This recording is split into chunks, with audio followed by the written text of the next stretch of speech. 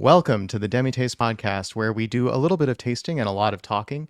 Usually, we talk about whiskey, but the best thing about whiskey is the conversations that we get to have, and we get to talking about a little bit of everything. Our special guest today is Jason Parker, founder of Copperworks Distilling in Seattle and a man of many talents. Welcome, Jason. Please tell us a bit about yourself and Copperworks in broad strokes. Oh, wow. All right. So I'm Jason Parker. I'm the president and co-founder of Copperworks.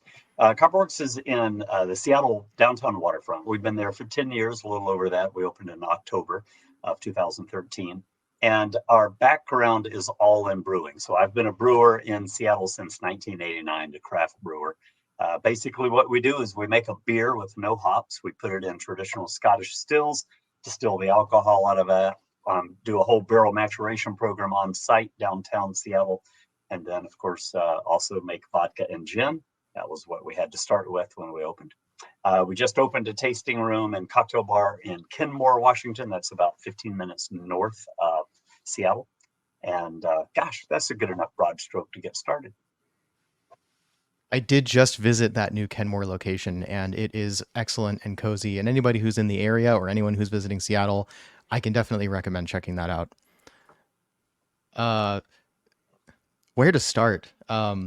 So when I visited, let's just segue right on into this. When I visited, I had the good fortune to run into Jason Parker's bluegrass jam session. I had known previously that Jason played bluegrass, but I did not, in my wildest dreams, expect to run into his band when I went to visit the tasting room. Would you like to tell us a little bit about that jam? Yeah, well, and to be honest, it isn't a band, right? What this is for the longest time when I was in Kentucky, I grew up in a town called Bowling Green, Kentucky. And so I had a hero there named Sam Bush. He played mandolin, still does play mandolin, but he lived very close to where I worked and got to see bluegrass all the time when I was growing up. Moved out here and missed it, so I bought a mandolin and started playing mandolin. Frankly, I guess I had a mandolin in Kentucky, but I barely played it. Came out here and got in bands, did serious bands for a long time, was recording and touring in bluegrass, and got a distillery going, and it was too busy to do music, so dropped out of the band and started hosting jams. Jams where people of all skill levels bring their guitar, their fiddle, their dobro, their banjo, their upright bass, and their voices. And you never know who's going to show up. So when you were there, Doug, I think we had maybe 25 people. 8 of them were in one jam, and the rest of us were in another jam, and it was a lot of fun. And so every Sunday is different. Yeah. And I'll say that it was a great group, and I got to test out my new microphones. I have a pair of wireless microphones that I intend to use for interviews. And it turns out that they're not too bad at picking up a musical group either. So I got to set those up in the group and record about 12 minutes of bluegrass, which I sent to you, Jason. Yeah, Probably won't post that anywhere because, as you said, it's a drop in session and people didn't really know that that's going to go anywhere. Uh, but I at least have the chance to share that with like my orchestra friends and so on. So well, that was really cool. That was neat that you had Kathy and Gary Davis in there. They're both really good singers and pickers, and it's fun to have them recorded. So thank you for sharing that recording with me. I'll make sure they get a link to it. sounds good. And I realized in my intro, I forgot to introduce myself. Watchers of the podcast will know that I'm Doug.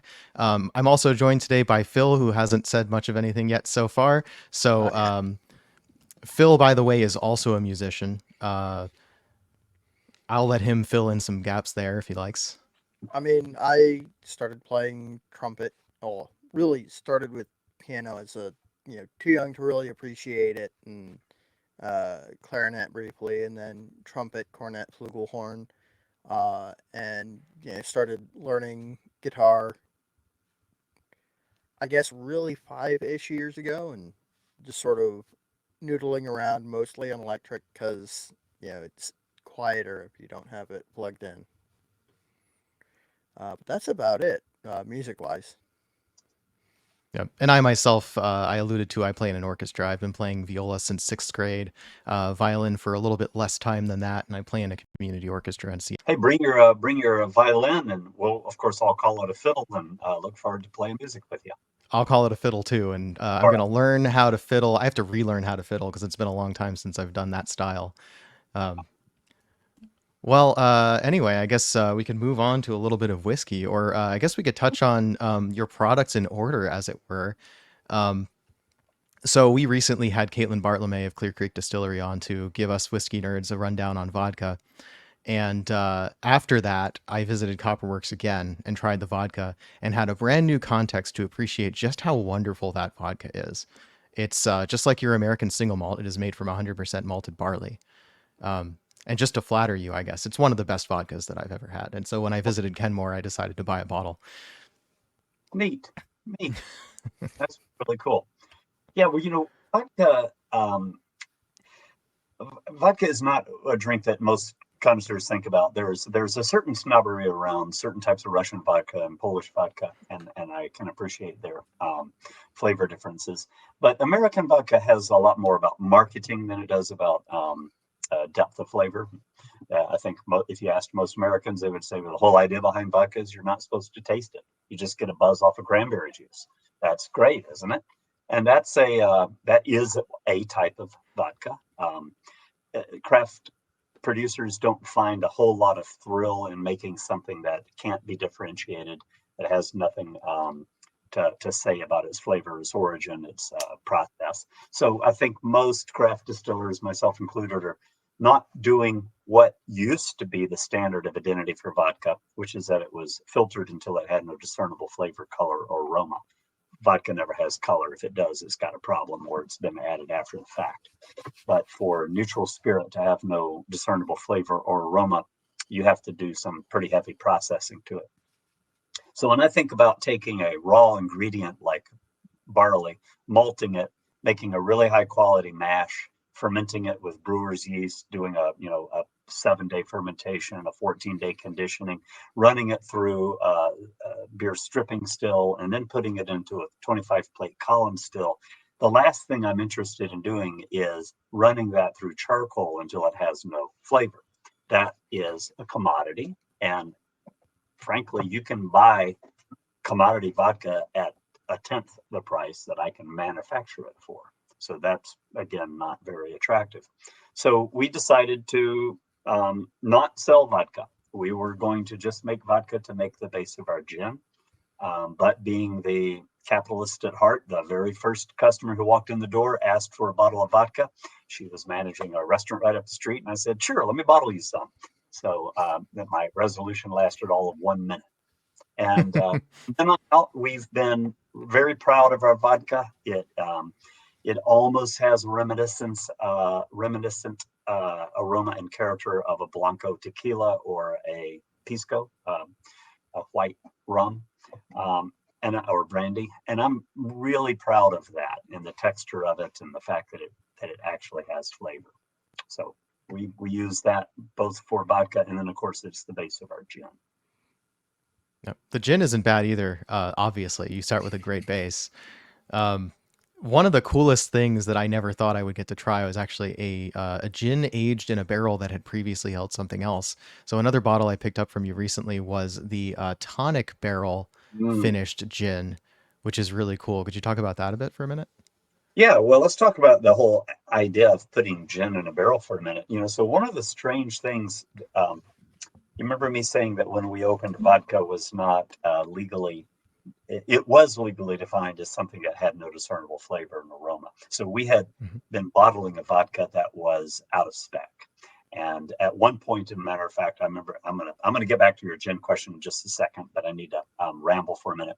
At one point, I was talking to the TTB agent, that's the Tax Trade Bureau agent, telling her that we were going to be bottling a vodka that was not going to be charcoal filtered, and what did we need to put on the label? And she says, "Well, does it have a flavor?" And I said, "Yeah, it has a flavor." She says, "What's the flavor from?" And I said, "Well, it's from the malted barley and the yeast." She says, "Well, I guess you could call it malt flavored vodka." And I said, "Well, no, not quite. You have a category called flavored vodkas, and that's you make a vodka and then you add a flavor. We're not adding malt flavoring to it. This is just the flavor before. It's kind of like it's the vodka flavor of the vodka before you've removed it. It's vodka flavored vodka." And she Mhm. laughed and said, just call it vodka. Nobody's checking. So we did that for years. And of course, a few years ago, it became legal to now have a residual amount of flavor in vodka. You still have to hit the 190 proof minimum distillate, but that's easy for us on our 25 plate, 13-inch column still. So we're not out of spec anymore. So to make gin, you take a grain neutral spirit, you add botanicals, we add tin, we do a maceration for 24 hours, and then we redistill it in a small pot still. And gin is everything that comes out of a still is clear. Gin is normally bottled as a clear spirit, and of course we do that. But Westland Distilling had opened 3 miles south of us the same week we opened our distillery in downtown Seattle. Westland had been making whiskey for 3 years and beer and so they opened with whiskey for sale. We opened with vodka and gin for sale. So knowing that we were going to be kindred spirits in the same neighborhood, um, one night I drove down there and I said, I'd like to buy some used barrels from you. And they said, what are you going to use them for? And I said, well, I'm going to put gin in them. They're like, oh, cool. So we ended up getting a barrel of 2 barrels from them. One was from their original malt whiskey, and one was from their original peated malt whiskey. And we put gin in those. And it was really cool. We were just wondering what would happen if we put gin in a malt whiskey barrel. Since we won't have an available malt whiskey barrel for several more years, Westland does. Let's try. We loved it. We loved the peated one. So the next question was, well, what happens if we put gin in a brand new barrel? Which we did. And that became one of our favorite cast finished gins forever. Of course, I remember me saying that the TTB doesn't allow you to put that it's aged. You can't call it an aged gin back then. So we had to call it barrel rested, barrel touched, barrel kissed, cast finished, anything except for the one thing that it was, which was barrel aged. That was the thing we couldn't say. So we called it cast finished. And then we realized we had a program. Now we had 3 expressions of gin that had been in a cask. We wanted to learn about all these different flavors that would come from casks that we could play around with gin while we were waiting on whiskey to mature. And then we figured we'd learn from that and could start putting whiskey in some finishes. So we've done rum barrel finish, port barrel finish, cognac, Calvados, Oloroso sherry, Pedro Jimenez sherry, weird things like the Kenatonic syrup, chai cider. So all of these, and then a whole bunch of beer and various different wine casks as well. And so the the Kenatonic is a unusual one. Brad Feather owns Bradley's Kenatonic. He's another Kentuckian who's out here now making craft products. So he imports Chacona bark from both Peru and India. He gets the bark, he extracts quinine, he puts it into a cane sugar, not a corn syrup, but a cane sugar syrup, and then adds some other botanicals to it and bottles it. You use about a half an ounce of that and 3 ounces of sparkling water, and you have this delicious handmade tonic water.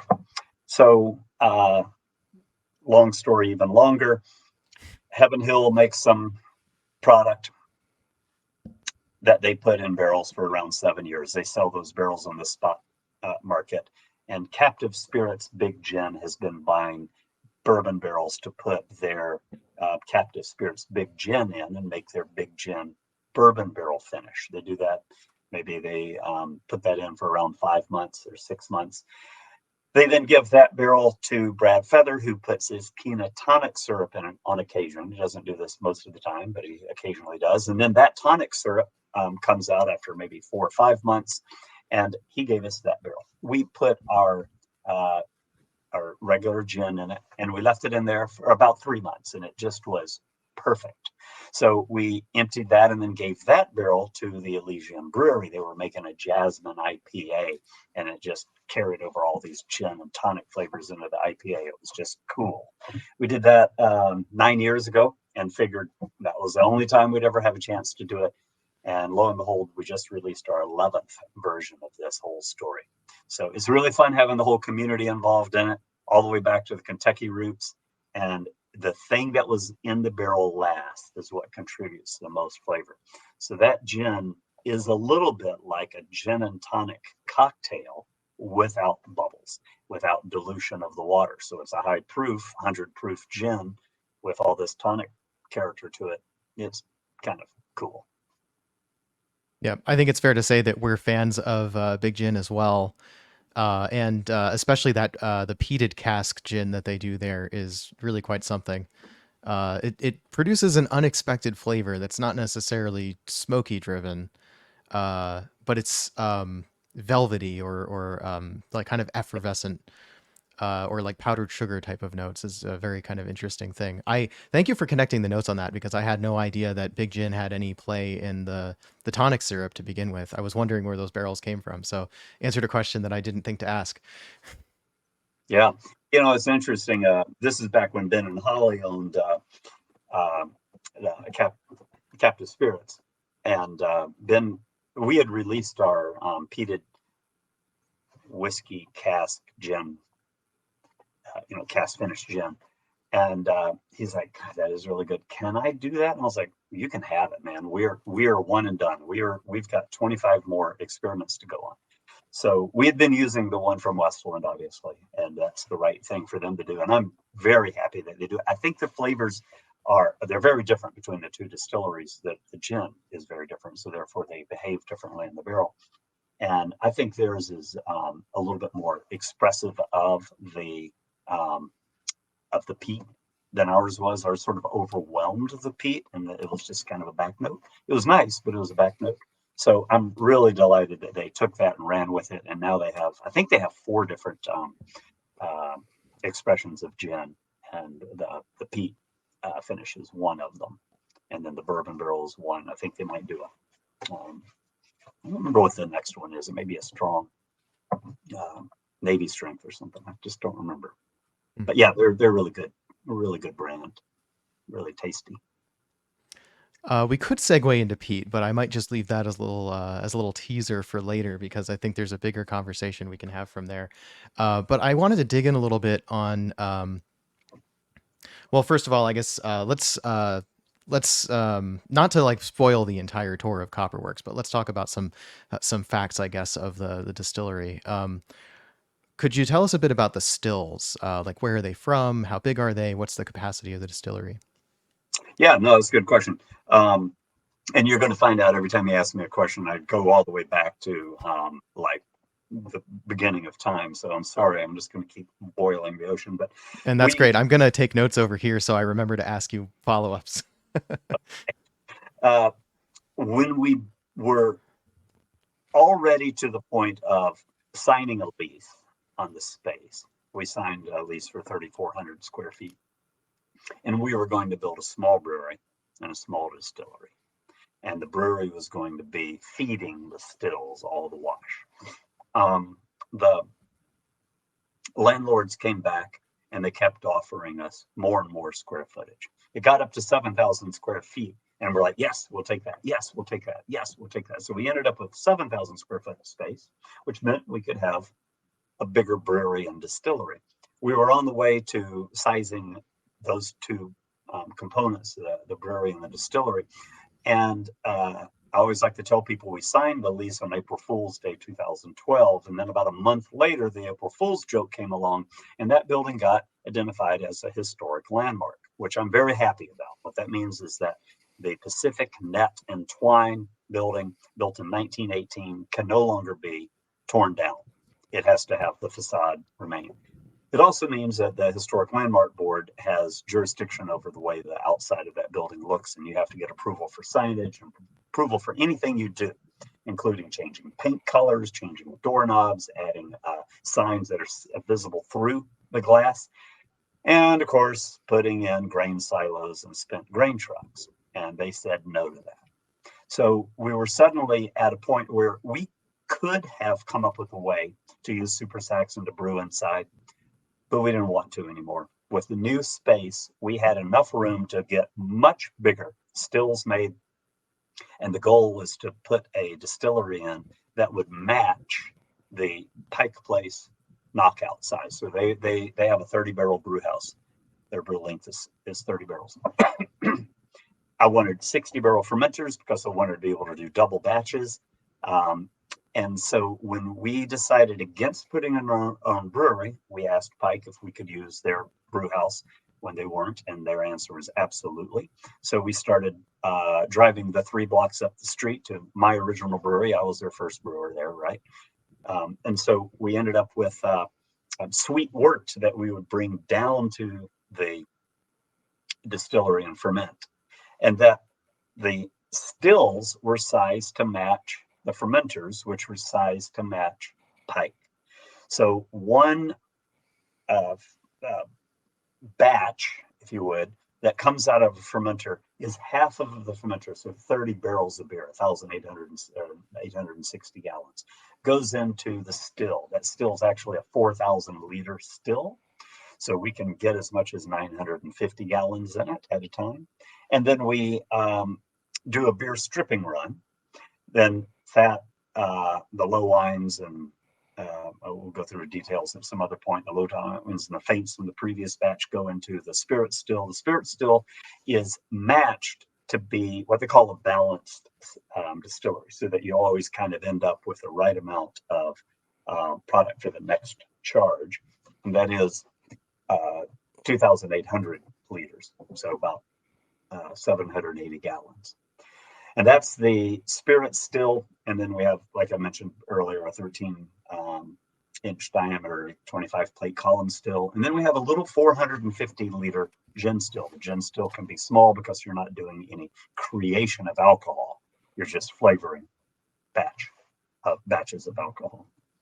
So all of them were made from Forsyth. I mentioned maybe right before we got online here, I may have mentioned to you that I was really happy to open up 3 years after Westland did, right up the street from them, in terms of whiskey, because we learned so many things from watching what they did.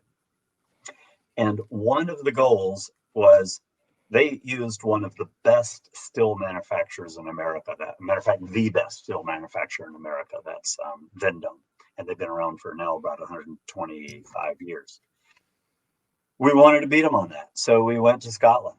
We had our stills manufactured by Forsyth. They're 5 generations. They've been making about 25%, or actually, I'm sorry, about 50% of the Scottish, Irish, and Japanese pot stills that are made by Forsyth. They're independent. They're not beholden to any group like Diageo, like those companies have to buy from Abercrombie, and that's the other big manufacturer up there. So we were really happy to be able to go to Forsyth and have those stills manufactured. They told us it'd take us 9 months. It took them a year and a half, or actually 15 months, which was perfect. We needed all that time to get the place ready. And they delivered those stills about 2 days before Christmas on 2013. Actually, that's not right, 2012. And it was the only Christmas gift that I've ever had to open with a Sawzall, but that was really fun. And then we installed them and started distilling in 2013. Woohoo. Awesome. Thanks. Some of that Yep. was extremely nerdy technical stuff, which is exactly what I was aiming at. Let's see. Now might be a good time to pour some whiskey. So Phil unfortunately doesn't have any Copperworks, and I was remiss in getting him any samples. So I suggested something I know that he has, which is a bit on the brighter, I guess a profile that reminds me a bit of Copperworks. So at least he can join in with us in spirit to have something that sort of matches the general vibe of Copperworks. Just not quite the right spirit. Not quite the right spirit. Oh, sorry. Was that a bourbon that I No, suggested? I distilled spirits. Never mind. Oh yeah, It gotcha. was fun. Yeah, It was a really good dad joke. I got it. yeah. Yeah. I sometimes I do the host brain thing and I get a little too literal. So I'm thinking ahead to the next question while I'm trying to process what people are saying to me. So what I've got, I think, for my first pour here is release 46, which is the Salmon Safe release, which will get us into our the beginnings of our discussion on sustainability. Sure. This is an absolutely lovely release. It's so sweet and bright and just vibrant in every way, which fits so well with the, salmon safe, environmentally friendly. Yeah. We did talk about this last time we spoke, but unfortunately, I didn't have a podcast then, and I didn't know what I was going to do with the audio. So that might come out as an archive episode at some point. Um, but for the time being, could you tell us a little bit about this release? Yeah. So uh, here I go, boiling the ocean again with the whole story about how we got to salmon safe. Um, yeah, someday you'll learn not to ask me any open-ended questions. Yeah, maybe I should stop asking so many different open-ended questions. Turns out that when Copperworks first started, we were very lucky. At the same time that we started, small malt houses were also starting. So Link Foods over in Spokane, and of course Skagit Valley Malting up in Burlington, northern end of Washington here, opened up. And what that allowed us to do is not to just buy commodity malt that was built or put together and sold based on technical specifications, like what's its extract and free amino nitrogens and protein levels and beta glucans. Those are great. You need to know those, and you need to operate and change your recipes and products production around it. But you, only recently did we get to learn that we could focus on single farm, single variety, and single vintage barley and treat grain like grapes. Talk about where it came from, what the differences in flavors were, which each harvest year, even if it was from the same farm, same variety, the year would be different. All sorts of changes require you keeping those fields of barley separated. And big malt houses can't do that, but little ones can and enjoy doing it. So they just sell you the whole batch out of their drum or out of their Salatin box. So we started by moving from the minimum required Washington law was 50% Washington grown. We moved from that to 100% as soon as we could. So in 3 years, we had gone from 50% to 100% Washington law. Well, there's a certification. There's all sorts of certifications. There's organic certifications, etc. But there was a certification that was really near and dear to our hearts. We feel like one of the things that we impact the most is water usage, and we're very sensitive to that. Farm soil quality and water are two of our really big passions.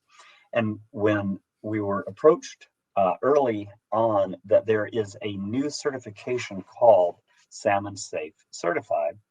What that means is that the fields, the farms, the landscapes that are certified is an annual peer review to make sure that no inputs are going into that property that run into a stream that can harm salmon, that the stream that is nearby, especially if it's running through the property that's certified, is got diversity planted around it to make sure that the stream is cool enough for salmon to spawn and live, and that there's enough water in there. So you also have to keep the stream clean of debris and of tree fall, etc., so salmon can swim.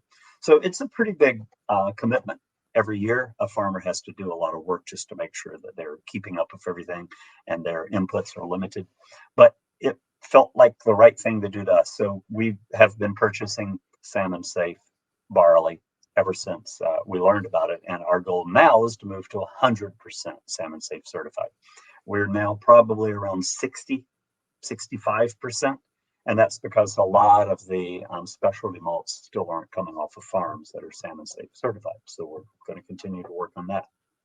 But as more people demand it and look for it on the back of the bottle as a label, then the more people will, the more farms that will convert to that and make sure they're doing those good farm practices. So it's just a way to drive behavior. So that's salmon safe certified. It's not a different barley. It's not a different process. It just has different input. It doesn't have damaging inputs, and then it also has soil husbandry in mind. Just a point of clarification. You said 50% Washington grown malt is required Is that for all beer and spirits in Washington, or is that for specifically the Salmon Safe certification? Well, it's actually neither. So in June 2008, Dry Fly, the distillery in Spokane, got so they weren't a distillery yet. They got hired a lobbyist and got a new bill passed, and that bill was craft distilling in Washington state. It was never illegal to distill on an industrial basis in Washington state, though nobody did it, but it was never explicitly legal to have craft distilling. Here's what they wrote into that bill: that if you used 50% agricultural product grown in Washington, you could have a tasting room. And in that tasting room, you could supply at the time for free only. You couldn't charge. Now that's changed. It's either for free or for charge samples. You could self distribute. You didn't have to go through a distributor when you were opening your small distillery. Um, let's see, what else could you do? You could sell bottles directly out of the retail. So basically, we were breaking the three-tier system in three ways. You could act like a retailer, so like a Total Wine, but only for your products. You could act like a distributor, but only for your products. And of course, you could now manufacture, but it was an agricultural-based rule. And so there was some consternation around this. Some people said, well, I want to make an agave-based spirit, and we can't grow agave here. Well, get the other license.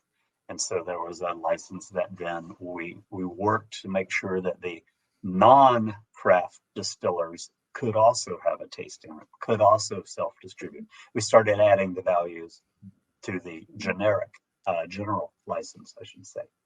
So over the years, those two licenses have become exactly the same, except in name and in base cost for the annual permit. One's $1,100 and one's $200. So it's not a big difference. But in those days, the requirement was 50%. It's often misquoted as 51%, but it's actually 50% Washington grown. Everyone wants to believe things in American spirits are 51% or greater. It's such a convenient number to remember, right? A majority. It is. Yeah. A lot of people complained about that in the past, and Dryfly took a lot of heat for writing their business plan into law, which of course was the only thing they could do. They couldn't. They weren't there to try to predict where Washington Distilling would ever go, but they made by doing what they did, they made a very interesting and critical differentiator between Washington and, say, Oregon. Oregon didn't have such a law. So many of the small distilleries that opened in Oregon weren't manufacturing from raw material. They were buying grain neutral spirits and turning that into something. They were transforming it into gin or aquavit, or they were buying Kentucky bourbon and then putting it into a different barrel and allowing it to go through some maturation. Or frankly, they weren't doing anything other than just buying bulk vodka, bulk gin, and bulk whiskey out of Kentucky or Indiana and putting it in bottles with their name because they bottled it. And therefore, it was now an Oregon product. That couldn't happen in Washington under the craft license. So we got crafty. We got to the point to where we were making raw material spirits. And it took us a lot longer to get up to speed. And not everybody survived this journey. And I'll say it's a much more expensive and difficult journey, but it makes real terroir flavored products, not just borrowed, from MPG flavored products. So I'm very, very happy that we now have so many people making their spirits from raw materials grown in Washington. I have another follow up. For my information, the distinction between industrial distilling and craft distilling, when we're talking about beverage alcohol, where do most distilleries fit? Or where do the large distilleries that I might be thinking of, like Westland is a good example, but they may still be in the craft category. But let's say a Jack Daniels or a Jim Beam. Is there Well, a third distinction, perhaps? so I'm gonna not let myself get drug into the conversation too much. And let me tell you what I mean by that, right? It's been a big problem. There's a few words. Organic has always been a difficult word. Natural has been a difficult word. Craft has been a difficult word. So what does craft mean? I mean, does it mean when Tito says handcrafted vodka and they're making 2 million cases a year, what does it mean? Is it handcrafted? They got sued because somebody said, we assume that means that you make every single bottle by hand. And the judge said, well, that's a stupid assumption. Nobody would assume that. And so you can still use the word handcrafted because it's basically marketing speak. So what does it mean? What does it mean to be craft? It doesn't mean anything. It means whatever you want to infuse into it. But here's what we think of as a craft: an intentional, flavor driven process, as opposed to economy or yield driven process. Not to say you can't have both, but if the main goal is to make a product as cheap as possible, then flavor is generally not in the determination. Marketing will cover up for whatever bad flavors you have or lack of flavors you have. And I refer to that as industrial. Um, but it doesn't really mean the type of equipment, the size of equipment, whether or not it's automated or not, how big the batches are, how often you do it. When I visit Jim Beam and in one morning before I have had lunch, they've made and bottled, I should say, more whiskey than I'll ever make in my entire lifetime. And that's just happening right in front of me. I'm like, wow, there is some real big difference in scale here. Are they handcrafted? I don't think I would say they are, but there's a lot of hands crafting that. So, Mm. yeah, you could argue that they are, and that it's just a different level, different scale.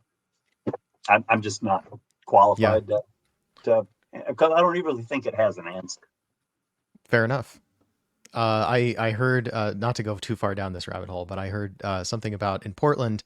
They had to rezone to like a commercial industrial district or something for the barrel warehouse for Westward. Mhm. There was some permitting thing because they were such a small quantity, the whole craft distilling thing, and yet they wanted to label them similarly to the big boys that have the volumes at like Jim Beam that you were talking about, and it just doesn't seem like there's a great fit for bigger than local type of distillery distribution, that scale. Yeah, it's an awkward place to be. If I mean, I know you guys pay a lot of attention to what's going on in the beer world, and so to see Anchor closed is a really interesting example of when there was a day when if you drank a beer, it was brewed down the block, let's say 150 years ago, right? It was fresh for 24 to 48 hours. It was barely drinkable in 72 hours. It wasn't drinkable after that. Beer got better. Beer got more standardization and more science behind it. And then it got industrialized. When it got industrialized, it got a completely different approach. And it was all about, selling to women during the war and removing flavor and making it convenient and marketing the hell out of it. And that was a very strange um, change to beer. But we did one thing. We opened up national beer brands. And so when in the early days when I was at Pike, or I was a brewmaster at Pyramid Breweries, and the time I was there, we were actually the largest, no, second largest craft brewery. We were making 270,000 barrels of Hefeweizen mainly of beer a year. That we could go into markets all around America and the globe, but in particular America, and dominate that market with Hefeweizen from Seattle. Now, I mean, if you just go, out of your neighborhood, there's another 10 breweries there that people know. They've gone to school with them. They're going to favor that super hyper local beer. And as much as we like Anchor Steam, or Sierra Nevada. I was just visiting them not too long ago. Is those brands, we love them, and yet we never buy them because we have so much great local fresh product. And that's just the way it is. Well, the interesting thing about spirits is it's heading that way. We're going to find more and more great craft distillers, not okay. It's like, well, I'll buy them because they're local. I'll buy them because they're the first in my town or my state or whatever. Like, no, it's because it's really good. And the people, and the money is staying local, and they buy from you and you buy from them. And it's a really nice virtuous cycle. And I'm kind of looking forward to the day when spirits like wine and like beer have a huge local following. And I don't think there'll be as much national brands anymore. So it's really sad for the really big brands because they have to export. So that's what we're finding. We're finding that the only market that we have a really good story in is not Oregon, not California, not Texas, not New York, not Chicago. They all have their really good stories, but is in Japan, Taiwan, Germany. I mean, if we go into other countries, they're so fascinated by American products. They're fascinated by American single malt whiskey in particular, because they've never heard of it. They've been wondering when America was going to catch up in whiskey flavors to what the rest of the world's been producing, because bourbon's the thing, but a lot of what gets exported is not the best versions of the bourbon that's being made here. So American single malt is a big deal. So I'm saying all that back to your comment that Westward, Westland, Virginia Distilling, Balcones, they're really national brands, and they're going to have a harder and harder time penetrating. And what that's going to require is what they're now doing, lowering their price to be competitive to the big boys. And that's a dangerous game because they're not as efficient and they don't have the marketing power and the distribution channels. So, we're glad not to be chasing that tail. Distribution is a great segue to one of the questions that I was not sure how I would get to segue into. We talked about this a little bit when we talked in person back in May when I asked you about the American single malt proposal, Mm-hmm. which fingers crossed that's going to pass at some point. It's been 15 months, I think now, since the comment period closed. Yeah. Something like that. Yeah. It's been a good long time, and I kind of wonder what they're noodling over. But before we get to theorizing about all that, I wanted to ask you what you thought about the verbiage, which to my reading does not preclude shipping a barrel or inert container, let's say inert container, to a foreign country for bottling, Right. which I view as a benefit to environmental impact, right? Instead of shipping all this glass back and forth, you can ship a container, keep the glass in the market where it's designated to go. The only thing you must do is move the liquid from where it was required to be aged in America to a foreign market, and then you can bottle it there. Do you see that being an advantage for American single malt in global distribution? Yeah, I mean, for the reasons you just said, and as a matter of fact, that's exactly what Copperworks has been doing in some cases, is sending full bottles to the Scotch Malt Whisky Society or groups like that for them to bottle, and not for us to ship all the bottles over there. There's also tax advantages to doing it that way. It's a bond-to-bond transfer, so the tax isn't incurred until they sell the bottle.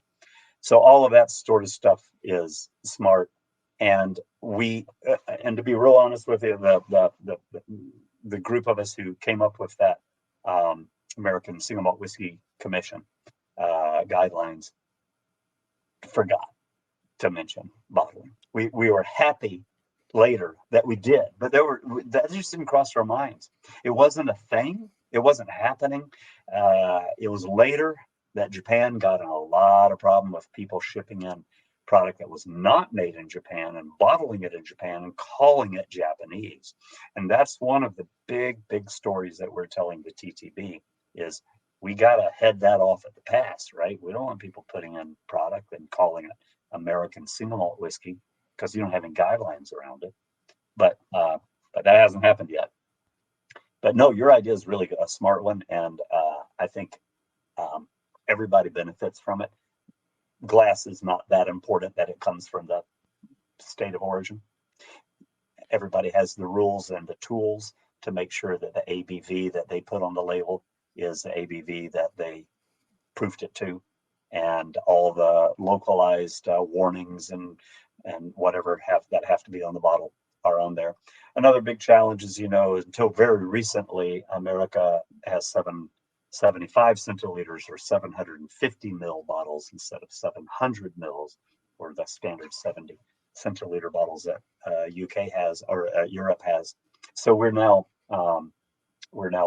finally able to sell 700 mil bottles in America. And with that, you've seen Westland change.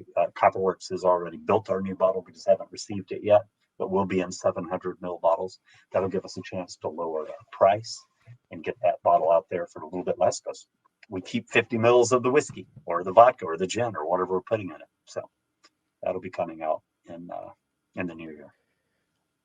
I would also like to point out that one of the reasons why Scotch is so expensive in the U.S. is because it's particularly single malt. It's because the Scottish guidelines require that it be bottled in Scotland, and so a lot of the cost of getting it to the States is basically shipping cases full of fragile, breakable containers that add weight, add volume, and volume is the really important one, and can incur a higher rate of loss. And so that helps keep the price of the American single malt shipped abroad more approachable. It also gives you the opportunity to have someone, a local agent in a foreign country, helping you make sure that your labels are to spec for the desired market. Yeah, so it puts the onus on them to get it right. Yeah, that's a good point. I mean, it's interesting because almost all glass now comes from China. So no matter where you are, the first thing you have to do is get empty glass to your bottling plant. And so the way you want to take advantage of that is in bulk. So if you're a big bottling warehouse or a big bottling facility, and you can use a standard bottle, then you can order container loads of them, or even ship loads of them and have them dispersed in one location. So yeah, you're right. There's an economy of scale there. There's the reduction in food miles by not having to ship that product all the way around. That's a big point that we're looking at all the time, is how do we keep the food miles down for spirits. So I was just admiring the shape of the bottle versus as long as we were talking about independent bottlers, I figured I would bring out the Single Cask Nation Copperworks as well. yeah. And we've joked about this before, but this bottle shape, the cylinder with a half a sphere on top of it, I believe is called an aspect bottle, and you can find it in just about every state and country. And these are one of the industry standard bottles, and there's nothing wrong with that because you do get that economy of scale. Yeah, and that is not our package of choice. I'm looking for I don't those are old. I don't have an example of it here. We're making a custom bottle that looks a lot like our old bottle. Our old bottle was this shape, and this is not, by the way, our original bottle. Our original bottle was square and not rectangular and squat. But anyway, we used that bottle for a long time, and during COVID, the shipping lines out of China got down for where it took. It was going to take 18 months for those bottles to make it to the U.S. 18 months, so a year and a half of no bottles. And the good news of working with a large bottling company like we do, bottle provider Berlin Glass, is we asked them, "What do you have in America that holds liquor?" And they go, "Oh, well, we got the Nocturne. Everybody has the Nocturne," or whatever the brand, whatever they call this bottle. So we redesigned labels. That gave us a chance to play around with some redesigning that we're going to be using on the brand new package that comes out few years. So we got to try a couple of ideas out in this interim bottle. We thought this bottle was only going to need to be around for 6 months. It's been around for a year and a half. So it feels like our bottle now, but we all know it's holding a placeholder until we get our new package design back. I'm really excited about the new ones. It's embossed, it has cool stuff. Nice. So more on this concept of independent bottlers. So Copperworks, uh, despite your relatively small size, has not been shy about partnering with independent bottlers. You mentioned SMWS. There's of course this bottle from Single Cask Nation, and I believe there's others. And you've also worked with Lost Lantern. So this is a regular business as usual for you.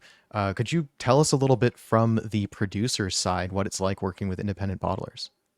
Oh, it's a joy. It's really fun, right? So they're sophisticated tasters. They're educated in what they're doing. It is an honor to be included. You know, it's not an accident that they just stumble onto you and just say, "Oh, well, you're here. You know, can we buy something from you?" Um, when we first worked with uh, Lost Lantern on the very first fatted single malt or American malt whiskey, I should say. That was so cool. It took us 3 days, let's call it 2.5 days, to actually come up with the blend on that. And we worked with, great um, tasters or producers to include each other's products. And I mean, it was hard work and really a lot of fun. And as you know, we've worked with other people. We personally have a lot less skin in the game of putting together those final blends because indeed a lot of them are single cask or maybe two casks, like Single Cask Nation. Those their what do they call their The double cask nation, yeah. yeah, that's right, Double Cask Nation. But the Boutique Whiskey Company and others are definitely making their own blends, and it's just been really fun. It's a treat to work with them. We don't make the same margins that we would if we sold the whiskey through our front door, and that doesn't matter. It's just so much fun being part of them, and you know the brand. You may know this brand, Barrel Whiskey, purposefully spelled incorrectly so that they could get the trademark. That product, it just blows my mind about how many great flavors they can put together from just bourbon. Just that is the future of American single malt. If we can start doing, what Compass Fox is able to put together and pull these flavors out of America instead of out of Scotland and produce all these things, well, that's what Lost Lantern and others are doing. So we definitely try to participate in as many as we can to learn and follow that. That's going to be the exciting part of uh, the future of whiskey in America. Is a whole new category. So you mentioned some blends. Obviously, in America, blended whiskey has a little bit of a bad reputation, let's say, because of the allowance of additives. But American single malt, being as it is, following more or less within the rules of American whiskey, but more or less modeled after Scotch single malt whiskey. The obvious question is, well, what about products that are a blend of American single malt whiskey, which from a Scottish reckoning in terms of Scotch whiskey, blend of single malt whiskey is a bit of an oxymoron, but that would be the language here. How do you feel about that category and its current lack of proposal? I guess. Well, we purposely, as the American Single Malt Whiskey Commission, we purposefully left that open for a group who wants to champion it to get the rules passed because we, who were at the table making these rules, were not blenders, but were producers at a single distillery. So we knew that the future could and should have lots of malt whiskey blenders, but we didn't want to write the rules for them. We wanted them to come on board and write the rules. And so they're here now and they're ready. If we ever get American single malt whiskey passed as a final ruling, then we can start having derivations on that, like blended malt whiskey and blended whiskey. I think that we should follow the same guidelines that they do in, for nomenclature, would call it blended malt whiskey if all that's in there are 100% malted barley whiskeys. I think that if you wanted to call it blended whiskey and add grain spirits, I'm hoping that a lot of that happens because that'll bring the price point down. It'll make the flavors approachable without being so high challenge, and it'll get a lot more people into the products. And just like happened in in Scotland, people drink blends and then they ask themselves, I wonder what the original products tasted like. Let me go try a single malt that was contained in this blend. And that's a great segue. We don't have the challenges of transparency that they do in Scotland. So we're much more able to say this blend has these products in it, and they were this many years old. And this was their ABV, and this is how many years, or what percentage are in there. Compass Box has gone through all sorts of gyrations trying to make that possible in Scotland. They have to end up just posting it on their website and being kind of coy about it. But we don't have that. So I'm really excited about that. Kirby Callis Lewis, who owns Ula, makes a couple of products. This one is called Discourse. I think this one's the Discourse series. Yeah, and then he has Three Shores, and this is where he actually imports product from Scotland and from Kentucky, bourbon, and then he puts his own whiskey in. So he has the Scottish Shore, the East Coast Shore, and his product. And I think that's really cool that a distillery in Washington is already using other products to blend their own. Obviously, Kirby is, or I should say Ula, is a distillery that doesn't have the craft license because that's not 50% Washington ingredient. So he had to get the other license in order to do things like this. So the one negative of that craft license is that it did stifle innovation, but it also drove adoption of raw ingredients. So I think we're now in a pretty happy space. We've got that, and people can get the license that allows them to blend. Yep. And I'll observe as a comment for the audience, perhaps, that may not drink enough of this kind of whiskey, that first of all, the fact that Copperworks is included by so many independent bottlers and in blends even really speaks to the quality of Copperworks' product. And it's just a way that they're able to get more reach out into the world. So if you're not able to get Copperworks original bottlings, take a look at Lost Lantern or Single Cask Nation or SMWS or any of the other independent bottlers, which it sounds like there are at least several others that are including Copperworks. That may be a good way for you to get to try it. And having tried a fair handful of those bottlings as well, I can say they are every bit representative of Copperworks products. So you wouldn't be missing out. Well, I would say you'd be missing out. You should absolutely come to the distillery and try the original products too. But if that's your only option. The best way to try a whiskey is to go visit the people who make it, learn about it, and listen to the people who make it, who love it, who can share with you how much they love it. Yep, and that's a good point. And tell you the background and answer those questions that you have. Very specific to your palate, to your interest. Yeah, visit if you get a chance, man. Visit the distillery. Yeah, we've been playing ourselves a little bit by visiting so many distilleries because we become fans of too many brands, and then we end up buying, how many McCarthy's are behind me right now? How many Copperworks do I have on my desk over here? Yeah. But it's so much fun. It's really worth